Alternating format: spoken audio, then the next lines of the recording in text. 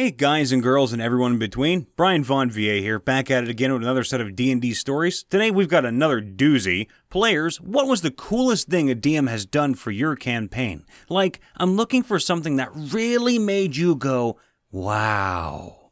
Part 1.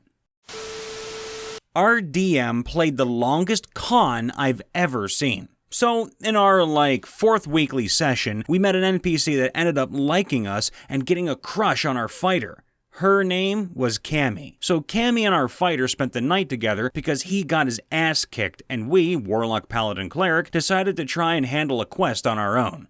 Emphasis on try. We realized that this isn't happening without him, so we run back and grab him from the inn, leaving Cammy alone for a few hours. We come back, everything is good, we keep going, and Cammy follows us on our journey. Maybe half a year later, she ends up betraying us and fleeing. We spend the next 6 months IRL tracking her down, finally finding her after wondering what exactly happened. Our fighter takes her aside, starts to talk to her about it, and then she reveals she is a doppelganger. In fact, we knew the real Cammy for all about half a day. She was killed and replaced while we were on our quest that night, and the DM kept it going and dropped hints for us for a full year.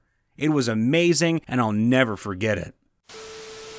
Husband and wife DM team switched DMing duties in the middle of a game, as our PCs were sucked from Tomb of Annihilation to Curse of Strahd over the course of an overnight camping rest in the jungle. Single best awesomeness.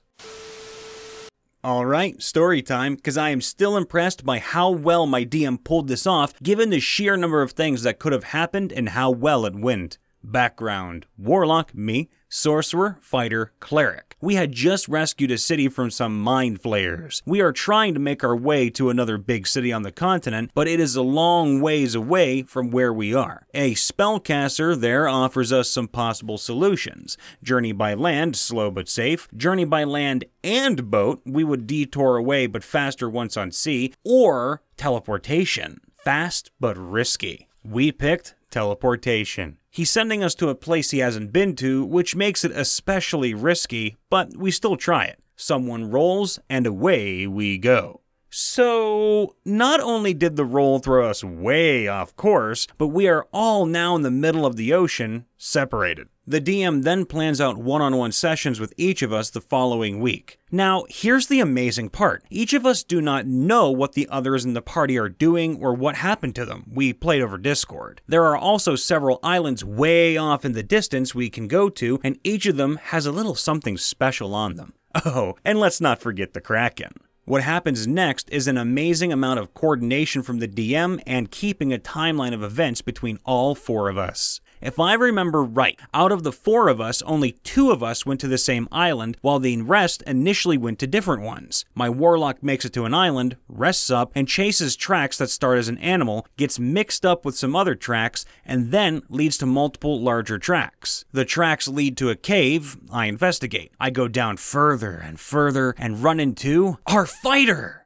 The fighter joins the call. The end of his one-on-one ended him with down in that cave. One quick escape from a dragon's lair later, and we go back to the island the fighter started on. Thank you, fly spell. Mwah. We go to a village, fight the village, escape the village, and apparently avoid a monstrous fog creature before we safely say the others are not on that island. A new session, and it's still just us 2. And after another quick recharge to use fly, plus probably one of the most unique battles I've seen, and my Warlock was like 15 minutes into their short rest, we notice on one of the islands there is a massive explosion from a fireball spell. It's the Sorcerer. We fly over to the island and investigate. Good news! We find the battle scene and a monster corpse, but we can't find the Sorcerer or Cleric. We rest up for the night, and in the morning, the fighter immediately gets a sending message. It's the Cleric! And the message was sent when the Cleric and Sorcerer had their 2-on-1 session. They are with the Sorcerer. The fireball from before was definitely from their battle, which the DM had to keep track of when that happened, and when we would see it. And they went to investigate the rest of the island. The fighter and I go to investigate the area the Cleric mentioned in their message. After a little bit of dungeon dwelling, we pop into a large hallway and see some figures off in the distance. On the next session, the gang was all back together. Just trying to imagine the amount of coordination, the spells, the battles, who was where and when, still impresses me years later after it happened. I have a few examples from various DMs, but I'll mention one DM in particular. This DM records each session, plays it back to himself in his free time, and then summarizes each session in a story thus far section in our Discord channel. We just finished a level 1 to 20 campaign that lasted about 3 or 4 years, and we all have it on file to look back on and read. And this is just one of the things he does. He puts in a ton of work and effort into his campaign setting and personalizes each session to our characters as best as he can. Dude is an absolute legend. Replaced NPCs and Tales from the Yawning Portal with NPCs from each character in the party's background. Totally wasn't expecting it, especially because it happened in Adventurers League. It's just added a lot more reason to care about the adventures, and it made our characters feel more connected to the world. For Tomb of Annihilation, my DM made the blocks that you find for the Trickster Gods. He made them 3 by 3 by 3 out of concrete, then used a Dremel to engrave the Trickster God into the topside. Not their name, but the actual god. Wasn't our DM, but a fellow player. He's a talented artist and whipped up some amazing artwork of our characters. At the final session of our 1 to 20 campaign, he and another player took off their jackets to reveal they made shirts of our campaign. Movie poster style shirts depicting the party and a handful of NPCs. They gave everybody in the group one and totally caught us off guard. It was by far the coolest moment I've had in D&D. My DM allowed me to play a really out there concept.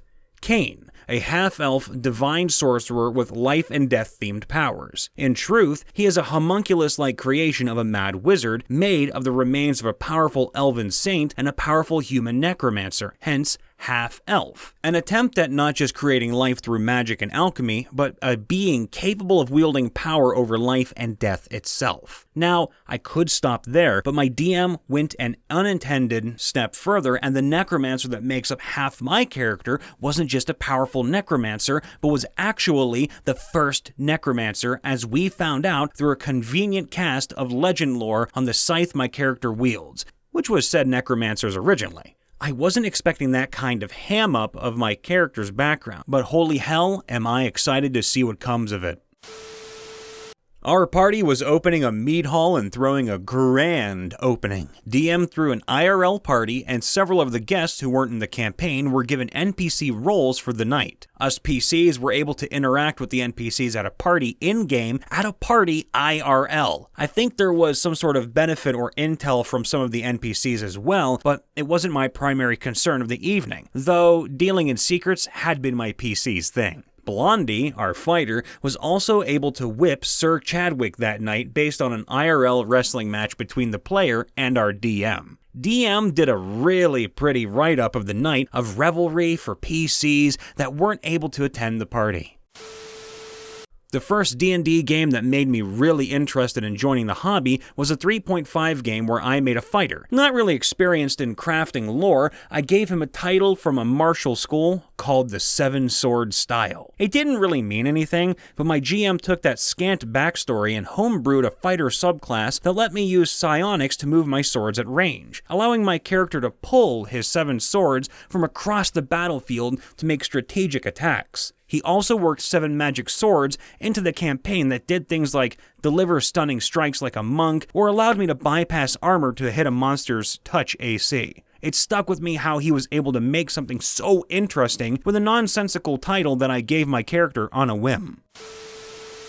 Gotta brag on my DM for 2 different things. Once he made an offhand joke while we were about to leave town after some shopping, that an old lady was selling a bag of potatoes that she claimed were magical. Our half-orc barbarian, with all his intelligence, decides that he's got 500 gold pieces, so that sounds like a deal. DM asks him to roll an insight check, which he fails miserably. So he's like, "Yeah, man, you're totally convinced these are magical potatoes." The rest of us are like, "No way, dude. That's all your money. Clearly this old lady is crazy," so we all rolled insight. We all fail miserably. We're all convinced they're magical potatoes. So we get excited about the incredible deal we just made. And the second we get back to the smaller town we had recently liberated from some cultists, we planted those fuckers, and they grew into a magical potato stalk. It's a thing. Look it up. So at this point, he stops and asks us for real, do we want to climb it and see what's up there? To which, of course, we say, hell yeah! And he has us take a break for a few minutes while he conjures up an entire adventure out of his fucking ass. We find a castle with giant bugs, sleeping giants, a fuck ton of loot,